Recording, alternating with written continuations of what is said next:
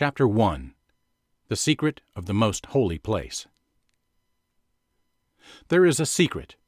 It is the secret of the most holy place, where God alone dwells. To be sure, He has always wanted you to share the glory of His presence and His majesty. He has prepared the most holy place as a place of fellowship and ministry for you who are being drawn to this most wonderful realm of life. As you see Him in this realm, your fellowship and your ministry toward Him are on the highest plateau of experience possible this side of eternity. God has always wanted this. He planned it. He ordained it. This is so vastly different than what you have been taught all of your Christian life.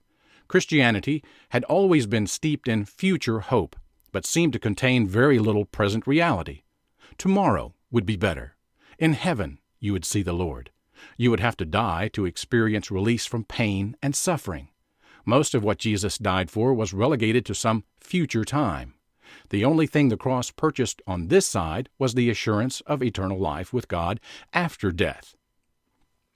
Such a religion, of course, offers little hope for the present. It offers few answers to the intense difficulties of this life, and leaves your faith irrelevant to present reality and circumstance.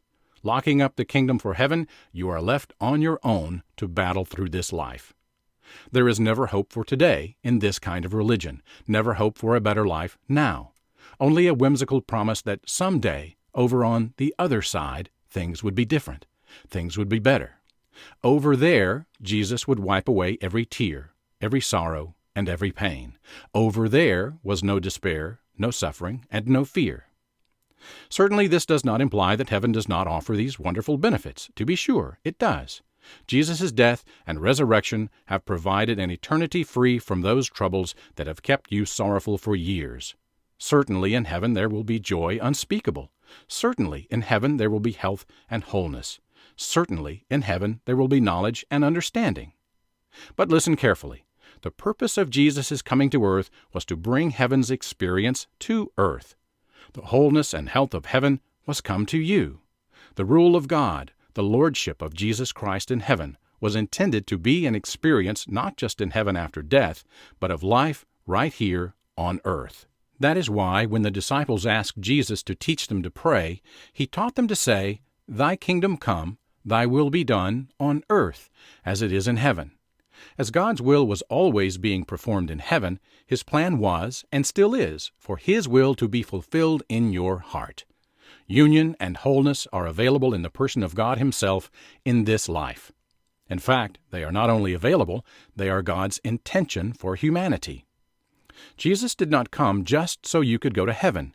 He did not come only to offer a future hope. Jesus did not even come merely to answer meager prayers for help and safety. He came so that you might experience the fullness of God, all heaven has to offer. His kingdom is to be established in the earth, starting with you. The church has barely begun to experience or understand all this means.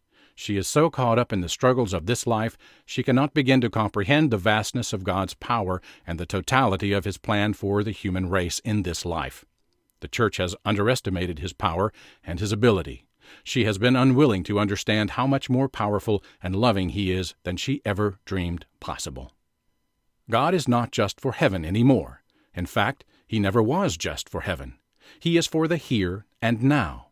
He is, as always, inviting you to dwell with Him, in the sweetness and fullness of His manifest presence within the veil of the most holy place. Then at last His kingdom will be established in the earth.